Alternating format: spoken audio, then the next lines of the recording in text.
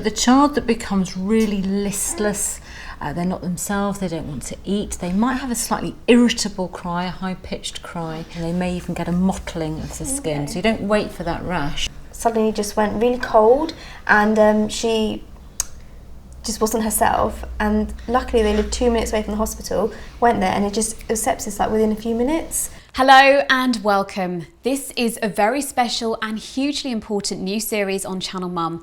There are no other video-based first aid courses out there for parents quite like this one. So together with St John Ambulance, we're covering the topics all parents want to know about. I'm joined by TV's Dr Dawn Harper and mums Kate and Lily. We know how important it is as a parent to feel confident and reassured that we would know what to do in a medical emergency involving our little ones. We really hope that by watching our videos that you go away better informed and more prepared for any emergencies that hopefully will never happen. This week we're going to be discussing meningitis and sepsis. It's something we know that every mum and dad really worries about. Now, meningitis is one of those words, I don't know about you, that you hear it and you, as a parent, the anxiety is huge, isn't Definitely. it? And for me, whenever my child is poorly, it's the first thing my mind goes to. Is it meningitis? Is what's happening? Have you guys got any experience or any sort of particular questions for Dawn? I haven't got experience with meningitis, but my friend's got experience of sepsis, which she was absolutely fine, and then she suddenly just went really cold, and she just wasn't herself, and luckily they lived 2 minutes away from the hospital, went there, and it was sepsis like within a few minutes. Wow. Is it that fast? It can be. So sepsis is basically blood poisoning. It's the other term that we used to use is septicemia, and it can happen from any infection. So you can get sepsis from meningitis, but you can get it from any infection, and actually, sadly, yes, it can really take a hold very quickly. So it's really important that people are aware of the signs to look out for. There's a lot of overlap actually between meningitis and sepsis. So if we start with meningitis, meningitis simply means, and we do a lot of this in medicine, so itis means inflammation, it's as simple as that, and meninges is the membranes that cover the brain. So meningitis literally means inflammation of the membranes covering the brain, and it can be caused by any number of different things, and probably most commonly bacteria or viruses. And bacterial meningitis, particularly what we call meningococcal meningitis, is the one that puts the fear of God into every parent.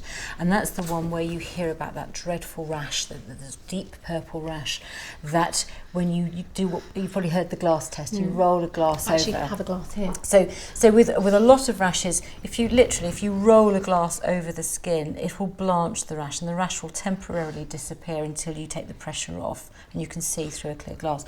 With the rash of meningococcemia, you cannot see any blanching at all, it stays there. In an older child, it is easier to recognise because an older child will tell you that the light hurts their eyes or their neck hurts and it's stiff.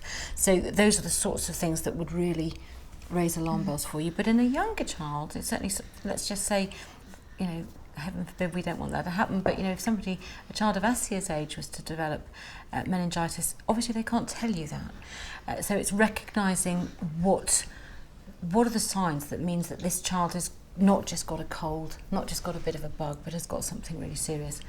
And I think as a mum, you know when your kid's not right. If they're a bit snuffly and a bit irritable and they've got a bit of a fever, that's a cold. But the child that becomes really listless, they're not themselves, they don't want to eat, they might have a slightly irritable cry, a high-pitched cry. Often, you mentioned your friend was cold, often their skin will feel cold to the touch, and they may even get a mottling of the skin. So you don't wait for that rash.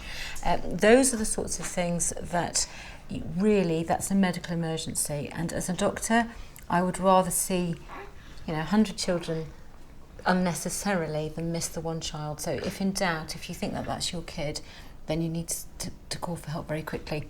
Important, whilst you're waiting for help or you take your child, if we seriously think that it could be meningitis, actually don't wait for your GP, you go to casualty, and you just pick that kid up and you take them straight to casualty. Important that you don't want to make them cold, you don't want to take everything off, but take away extra layers. You may want to sponge them down with tepid sponging. But meningitis can take a hold very quickly. Fortunately, little ones, when I worked in paediatrics, used to admit these children who were critically ill, and then in the morning they'd be sitting up in the cot gurgling, and the consultant would say to me, "Why did you admit this one?" I said, "Well, actually this one was really, really poorly at 3 in the morning." So given the right care, they can recover really quickly, but it's an important diagnosis not to miss. We mentioned the rash, and I don't know, maybe it's the media over the last few years, but we all kind of just think meningitis rash, that's what we need to look for. But actually that's one of the last signs, isn't it? And we shouldn't be waiting for a rash, should we? It's the kid, absolutely. So the rash can appear at any time. So in some people it will occur more quickly, but it can occur quite late in the progression of the disease. So really it's recognising that your child's ill, not just a bit off colour with a cold. They're ill, they're floppy, they're not eating, they're distressed, they're irritable, they're cold to the touch. Those children need urgent medical care. I think as well, meningitis is something we've all heard about for a very long time, but I think sepsis is something that's a little bit more uncommon. I've only heard about it in recent months. Okay. How dangerous actually is it? Sadly, sepsis is much more common than you think. Really? So we have around 150,000 cases of sepsis a year, and 44,000 people this year in the UK will die of sepsis. That's more than breast, bowel and prostate cancer combined. So it's a very serious condition, but that's the bad news. The good news is that if it's picked up early, it is actually very treatable and very manageable. So the important thing is to know those signs, and if in doubt, seek medical help urgently. Well, I remember it being mentioned in the pack that I was given after I had my son. Is there any ways that you can prevent it, or is it something that you can just develop? It's an infection that can start absolutely anywhere. So basic infection control is obviously really important, but sepsis can take a hold in any part of the body, and an infection from anywhere. So more than anything, of course we all need to be hygienic and we need to look after our children and all the rest of it. But the important thing with sepsis, more than anything, I think, is being aware of it as a possibility and knowing the signs to look for. Right. Sepsis Trust actually have got a really handy card with all the bullet points on. I've got it here. How do I spot it? Sepsis could occur as the result of any infection, as you've just said. So any child who is breathing very fast, has a fit or convulsion, looks mottled, bluish or pale, has a rash that doesn't fade when you press it, is very lethargic or difficult to wake, or feels abnormally cold to touch, call 999. So they are the key points of sepsis. And any child under 5 who is not feeding or is vomiting repeatedly or hasn't had a wee or a wet nappy for 12 hours as well. So I've learned so much today. Thank you so much, Dr. Dawn. I think trust your instincts as a parent is something we've learnt, and the signs and the symptoms of meningitis and sepsis.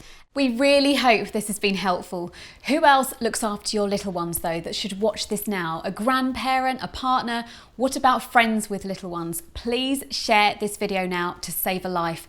A massive thank you to St John Ambulance for helping us create these videos, and of course to Dr. Dawn and our lovely mums for being here today. Don't forget to check out the rest of the videos in this series. They're all on channelmum.com. We would love you to leave us a comment and join in with the conversation.